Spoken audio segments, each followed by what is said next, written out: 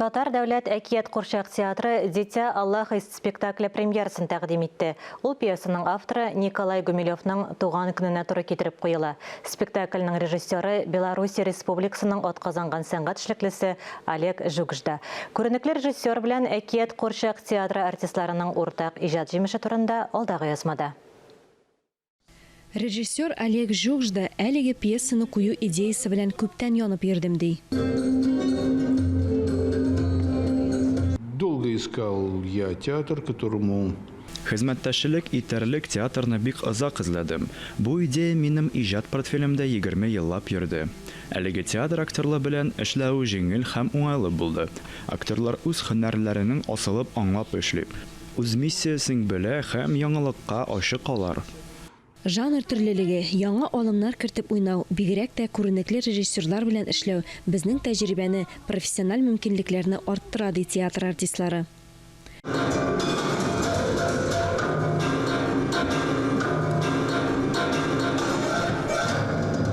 Әлбәттә, аның үзенең алымнары бар. Ул без башта аптырап та тордык. Каралы, бу безгә бер сүз дә әйтми, шушлай уйнарга микән, ничек микән дип. Ул үзенчә фикер йөртә, аннарсын кайтып китә.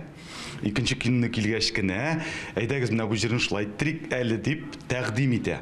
Шулай итегез дими бер кашанда. Безгә бик уңайлы булды. Ул шундый тирән фикер йөртүче режиссер бер кашанда кычкырмый артистларга. Әйтәсе килгән сүзен дә матур иттереп җайлап кына сүгеп куя. Спектакль тылсымлы мәхәббәт турында төп герой үзенең әкияти мәхәббәте белән кемне бәхетле итә алыр, лаеклы затны эзли. Бу эксперименталь спектакль беренче карашка гади, җиңел булып күренсә дә, рәсем, скульптура, музыка һәм хореография бөтенлеген тудыру шактый катлаулы. Премьераны тәкъдим итүчеләр максатларына ирешкән. Алия Галиуллина, Илдар Галәүдинов, Татарстан яңалыклары.